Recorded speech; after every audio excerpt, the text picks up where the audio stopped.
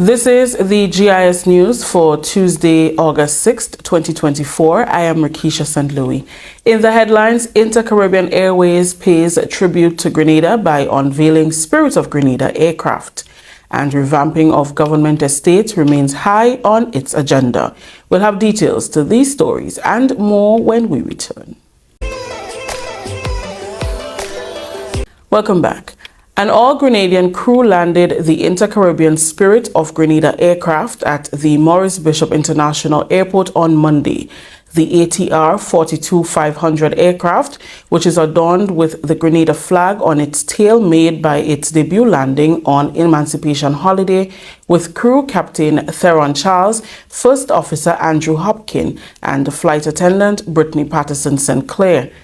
The event was marked by a warm reception at the airport, attended by Prime Minister Honorable Deacon Mitchell and cabinet colleagues, Grenada Tourism Authority officials, and various family members. Prime Minister Mitchell thanked the team and spoke about this significant appreciation for Grenada in commemoration of the 50th anniversary of independence. Thank you for bringing the spirit of Grenada to Maurice Bishop International Airport. It is with great pleasure, pride and excitement that we gather here this morning to mark this historic occasion, marking a new chapter for Grenada, Grenada's Tourism Authority, the Ministry of Tourism, and our relationship with Inter-Caribbean. As the Minister for Civil Aviation, I'm thrilled to share this moment with my colleagues and with you, and to highlight the significance of this occasion, especially as Grenada marks its 50th year of independence. We welcome this new look. It's the first of its kind for Grenada, and we are happy to be the trailblazers, or in this case, the tailblazers. The minister said this is also important for mobility.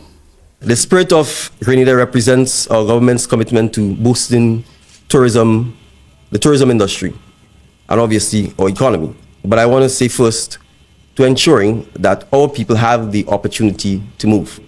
It is not just about tourism, it's about the fact that if we are going to play a significant part in supporting our people, mobility becomes critical. And if you can't leave Grenada, or if you can't get to Grenada, we can forget the tourism industry. Because first and foremost, all people need to be able to move. And so, Mr. Gardner, I want to thank you and your team. Owner and chairman of Inter-Caribbean Airways, Lyndon Gardner, said the new design symbolizes the great relationship between the Grenadian people and Inter-Caribbean Airways. This ATR 42-500, proudly bearing Grenada's flag, symbolizes the robust partnership between Inter-Caribbean Airways and the government and people of Grenada. Our journey into the Southern Caribbean began in 2020. Despite the challenges posed by COVID-19, our determination to enhance regional connectivity never wavered. As travel began to recover in 2022, the government of Grenada, under the leadership of Prime Minister Deacon Mitchell, provided crucial support. As the airplane connects Grenada with destinations across our network, it will carry the spirit of partnership, resilience, and progress that defies our relationship with the Grenadian government and people. To the government of Grenada and GTA, thank you for your unwavering support. Minister for Tourism Honorable Adrian Thomas said it represents a notable advancement for Grenada's tourism sector. The decision to feature our national flag on this aircraft is a gesture that resonates with pride and unity. It reflects the growing positioning of Grenada in regional travel and recognizes our ongoing efforts to promote our country as a premier destination. Today's event is not just about unveiling the Spirit of Grenada aircraft. It is about the continued growth and development of our tourism and aviation sectors. The Spirit of Grenada will connect our island to new destinations, bringing more visitors to experience our culture, natural beauty, and hospitality. And I must say, we are just 1 week in front of Carnival. So you may want to consider having a few more flights. Spirit of Grenada's management and a team were all presented with plaques. Captain Theron Charles said that being a pilot took determination and is achievable by anyone. seeing it and then believing that you can do it is two amazing things, and then actually doing it can put words to it.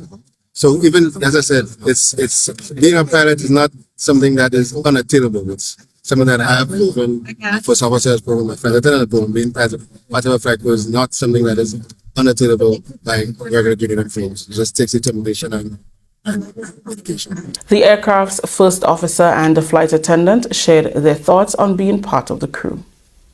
It's very exciting to do this first flight for our very own aircraft. It feels a lot, and especially since I'm in the first cohort for flight attendants from Grenada, so it's very good. It's very nice. It was an honor. It's a privilege to be honest. Like out of all the aircraft that they've driven of bought the new ATR, the first one that they branded for a particular country, Spirit of Grenada. It's just an honor.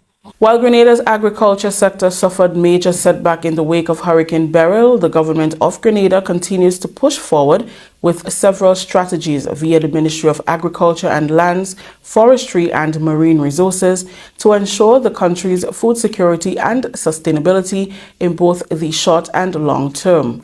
In this regard, the revamping of government estates remains high on the agenda for the Ministry of Agriculture in meeting this objective. We get more in this robust move in this report from Betty and Lazarus. Minister for Agriculture and Lands, Forestry and Marine Resources, Honorable Lennox Andrews, on Friday led a team of senior agriculture officers on a site visit to the Diamond Estate in St. Mark and Mount Rule Estate in St. Patrick. Friday's visit follows a recent visit by the ministerial team to the Granbra, Bellevue and Grand Bacalet Estates in St. Andrew.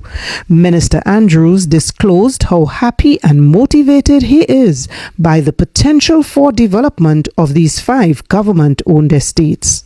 So I'm happy that I came, and I will have to move very quickly to put the plans in place and to implement the plans for the redevelopment of our estates. Obviously, it will take a lot of resources. Human resources, of course, is a big one.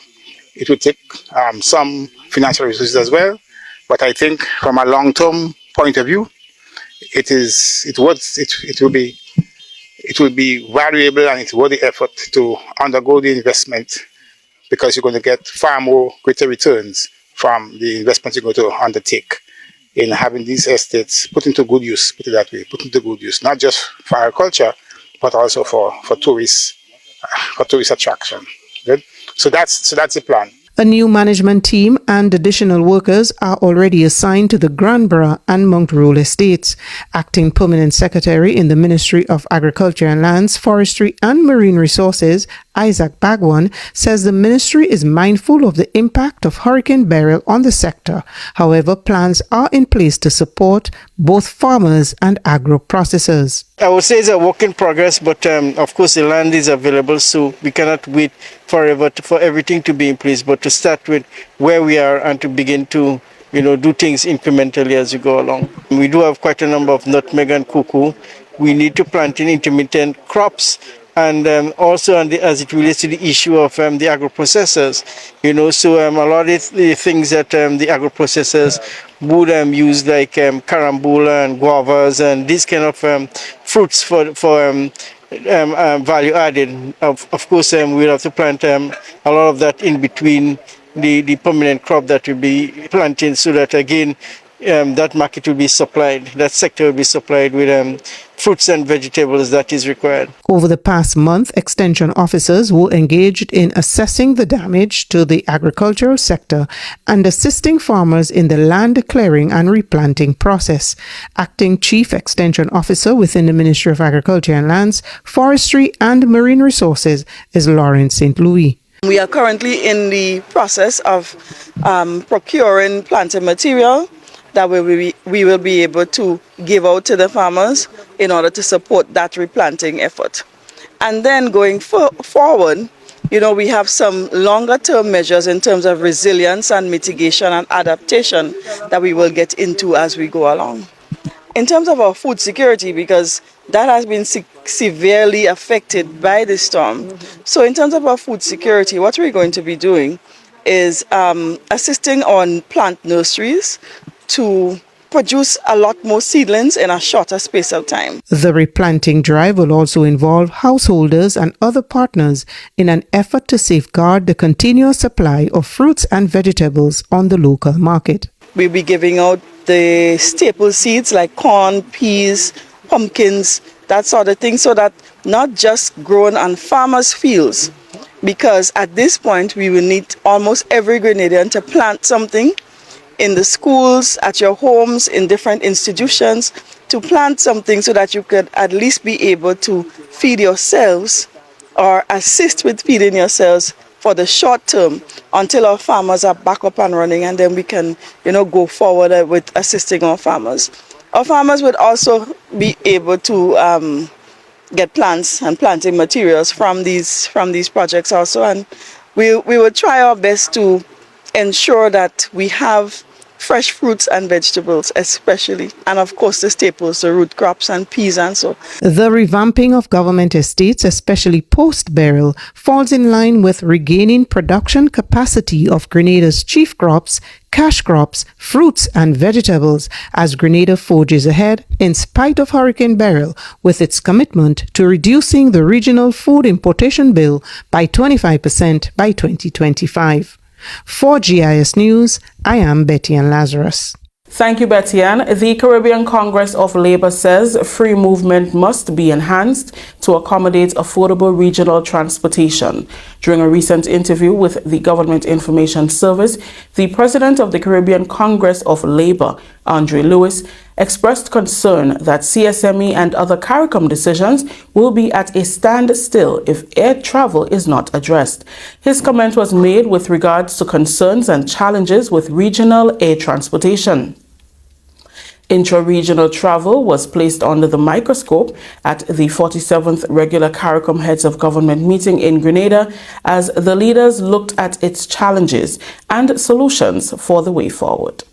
Transportation, affordable transportation, free movement of people. It's difficult to travel. It's difficult to travel, and it would be good to see the aspect of transportation within the region be addressed. Lewis made specific mention of LIAT workers in Grenada and within the region who are yet to receive severance pay from the airline.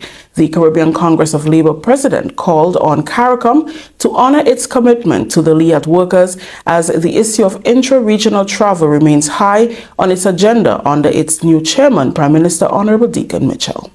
I would love to see CARICOM continue to focus on the free movement of people. The free movement of people, and the free movement of people must be enhanced if we are able to have affordable transportation. It is much easier many times to go to North America than to travel through the Caribbean region. And the absence of LIAT, and I'm using this occasion to call upon our leaders, and in particular in Grenada's case, our current Prime Minister, who is now chairman of CARICOM, to do all that is within his power to assist the former LIAT workers of Grenada, who is yet to receive their severance package from LIAT. The Technical and Allied Workers Union had made that request. Nothing has been done, and we are using this occasion as Caribbean Congress of Labour to call upon the relevant governments to do that. This is the GIS News. We will continue after the break. Welcome back. The Ministry of Climate Resilience is exploring the possibility of adding climate mobility to its programs of action under the National Adaptation Plan, NAP. There are 12 programs of action, including adaptation financing, water availability, food security, integrated coastal zone management, and disaster risk reduction. These highlight key sectors that need climate change adaptation interventions to ensure the sector do not collapse in the event of a disaster. Climate mobility is the movement of people within borders due to progressive changes in the environment that adversely affect their living conditions. It encompasses both displacement of populations and planned relocation. Climate Resilience Minister Honourable Karen James says once climate mobility can be implemented, the National Adaptation Plan will be a force to be reckoned with. This new program of action will open doors for many benefits. The time for us to adapt in terms of small island developing states and what we are dealing with, there is nothing else that we need to be focused on than climate mobility. It is something, unfortunately, that we don't want to really talk about in terms of moving people, because when you move persons, you move them from their culture, from their identity. And so what implementing this POA in our national adaptation plan would do for us is to open doors and to prepare and to adapt. So if ever we are to experience something so unprecedented again as Hurricane Beryl, we are more equipped to do so. The second part of the importance of adding this POA to the adaptation plan is the financing that is available now, the financial mechanisms that are available now, that gives light and that would give our adaptation plan legs to really blossom for us to implement.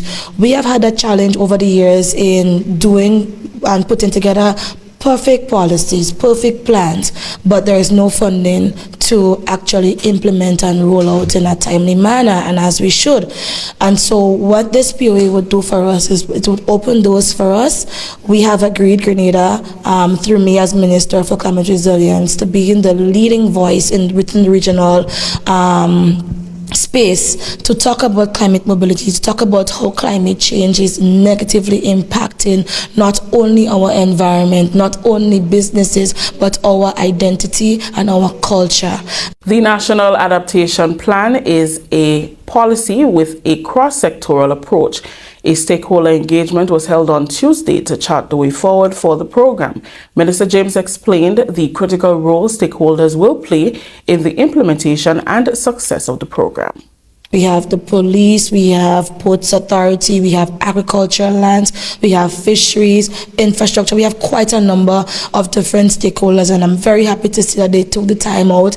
It's the festive season, as I mentioned, and this time people in the, they spice mass, but they understand the importance of such a POA towards our national adaptation plan, and I want to thank them for that. And I believe that once we are successful in taking on all of the information, all of the comments and the feedback received from these stakeholders and the wider population, that Grenada's adaptation plan would be a force to be reckoned with, and it will be one of the best written adaptation plans for small and developing states. So as Minister, I am happy to lead in this charge, and as the need come, we have to adapt. The Ministry of Social and Community Development has wrapped up a series of training sessions for local contractors as part of efforts to strengthen the building code to create climate-resilient housing for government's housing project. The final session, held at the Grenada Boys Secondary School, brought together more than 30 contractors from St. John, St. George's and St. Mark. The sessions reflect a significant step towards strengthening the island's infrastructure and promoting sustainable building practices. This morning we met to conduct training for the small contractors who will be doing the reconstruction of the small income houses in the different communities around the island. Bearing in mind the impact that we experienced with Beryl, we felt it necessary to bring the contractors together so that we can discuss with them the standards of the building code and the procedure for us to do what is necessary so that the houses could be more resilient when there is an eventuality. We were at St. Patrick's last week, where we engaged contractors from St. Patrick's East, St. Patrick's West, St. Andrew's Northeast, and St. Andrew's Northwest. So these contractors attended the training in St. Patrick. And we had one training in St. David, where St. Andrew's Southeast, St. Andrew's Southwest, and St. David's were engaged. That was Minister for Housing, Senator the Honorable Gloria Thomas. She believes the contractors now have a greater appreciation for constructing better buildings. Going forward from this training, I think the contractors are in a better place to deliver better standards when they are constructing, and we are expecting that the houses will be much stronger, much resilient to the hurricane force winds. If there is an eventuality, we pray God that it does not come, but I think housing will be better off. The housing stock will be greatly enhanced through this training. Prior to the start of the training, an assessment was done to determine the extent of damage throughout communities. Prior to this training, we had the assessment done of the damage that has been experienced in the different constituency. We had the seed officers, we had the community liaison officers, we had the housing officers, and the community members from the NADMA committees going out to do the assessment in the different communities. And the report from the assessment has been compiled. We have also categorized the damages based on the extent of the devastation, and we will be starting with the people who are greatly affected or most affected first. So coming out from this training, after the carnival, we will start the reconstruction process, and we're asking everyone to cooperate when your time comes to get your reconstruction homes. The Child Protection Authority has concluded a 3-week assessment in the Sister Isles aimed at providing psychosocial support and sensitization post-Hurricane Beryl. The visit involved working closely with clients and families residing in various shelters. Adrian Harford, CPA's Case Management Supervisor for the Eastern Division, gave GIS an overview of the team's 3-week assessment over at the Sister Isles. Harford's report highlights the team's efforts to identify and address the specific needs of those affected by the hurricane. After the passage of Hurricane Beryl, the Child Protection Authority, we spearheaded a crisis intervention program at the Sister Isle of CARICOM and Petit Martinique. It was geared initially just to do a psychosocial intervention and sensitization to parents and children who were impacted by the said hurricane. We then realized that there were other issues there, so while we were spearheading that initiative, 3-week initiative, we did some assessments on the ground as well to parents in and out and children in and out of shelters and surrounding areas. We looked at the vulnerability of persons there. We looked at where they were living, if they had to be transported to Grenada or not. Those who left the shelter before, we got to them where they were located. So we did do some searching, finding where persons were, those who were vulnerable, to get them to safe places. Those who moved to Grenada via speedboat and other mediums, we tracked them to where they are staying, make sure they are supervised properly, and so forth. The CPA's evaluation highlighted its commitment to strengthening its efforts. In terms of coming out from those assessments, we are doing training, we are doing spearheading other initiatives that will go forth and target those children that really need assistance. We are going to partner with other agencies in terms of Ministry of Education, Social Development, Ministry of Health, and other stakeholders that will assist in making those children's lives and their parents a holistic one in terms of recovering from the said hurricane.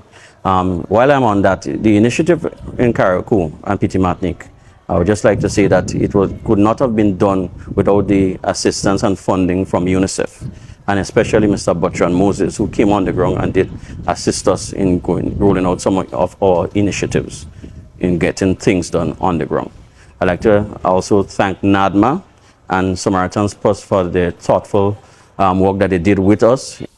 Additionally, the Child Protection Authority issued an important call to action for parents and guardians, urging them to remain vigilant in supervising their children, particularly during the upcoming festive season. In terms of coming out from those assessments, we are doing training, we are doing spearheading other initiatives that will go forth and target those children that really need assistance. We are going to partner with other agencies in terms of Ministry of Education, Social Development, Ministry of Health, and other stakeholders that will assist in making those children's lives and their parents a holistic one in terms of recovering from the said hurricane. While I'm on that, the initiative in CARICOM and Petit Martinique, I would just like to say that it could not have been done without the assistance and funding from UNICEF, and especially Mr. Butcher Moses, who came on the ground and did assist us in rolling out some of our initiatives in getting things done on the ground. I'd like to also thank NADMA and Samaritans Plus for the thoughtful work that they did with us. This is the GIS News. When we return, champions crowned at Children's Carnival Frolic. Welcome back. Republic Bank Angels Harp has emerged champs of the Spice Mass Corporation's Children's Carnival Frolic Junior Panorama, which was held on Saturday. They gave an excellent rendition of the tune Sparrow done by Edson Mitchell, the Ajamo scoring 275 points. Corp Bank Comancheros placed second with 264 points and Nexa New Dimensions third with 263 points. Both Comancheros and Nexa New Dimensions played Mr. Golden 2023 hit Tune in My Head.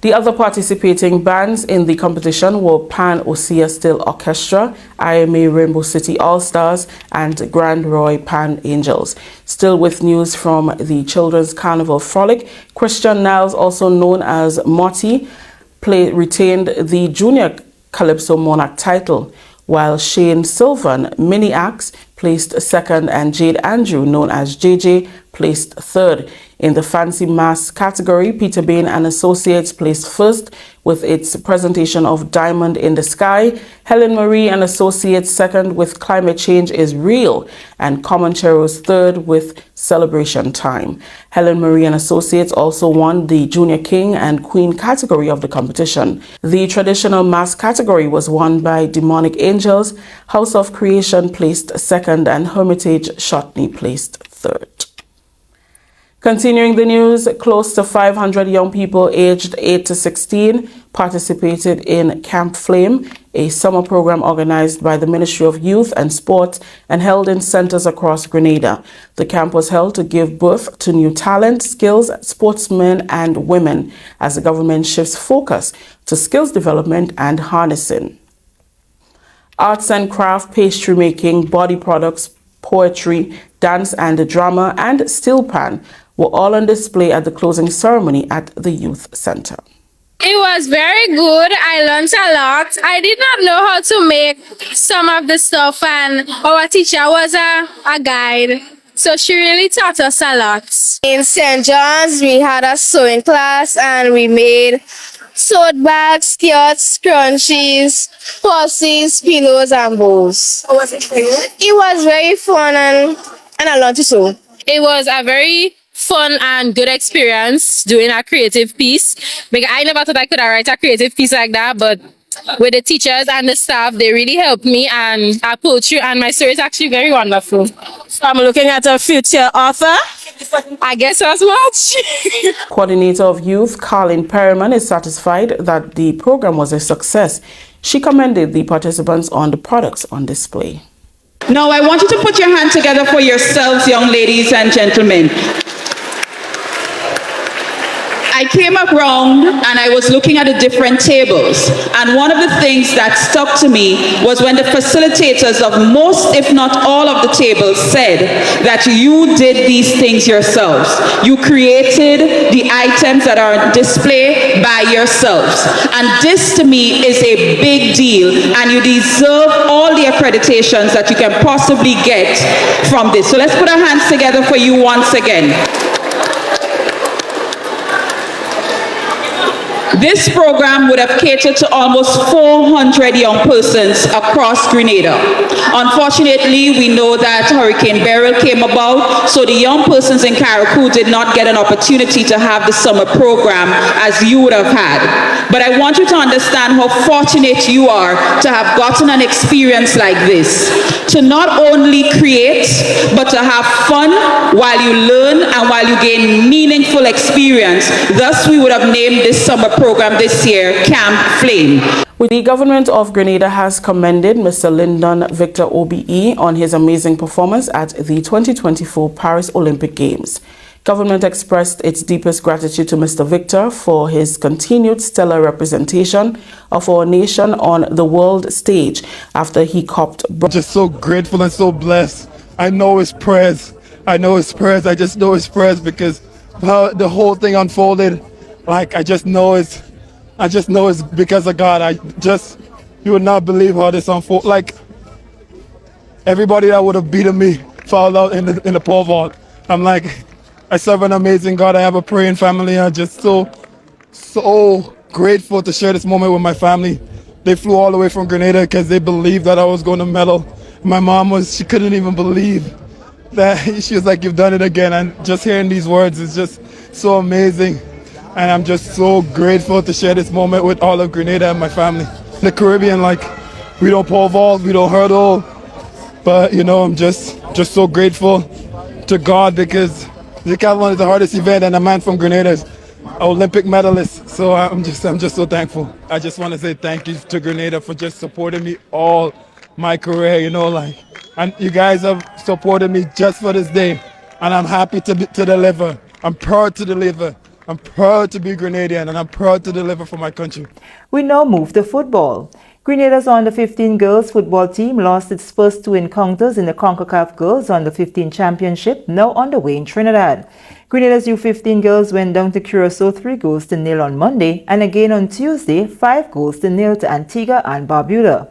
The next encounter is against Trinidad's U15 girls team on Thursday, August 8. Still with news of football, the national under-14 boys are set for the Caribbean Football Union Boys Challenge Series from August 16 to 24th in Trinidad. Drawn in Group C, the young Grenadian side will do battle against the likes of St. Martin, St. Lucia, Bonaire and Bermuda. The competition serves as a setting stone for the next generation of football stars. For GIS Sports, I am Sherian Noel. Thank you, Sherian. That story just ended the GIS news for today.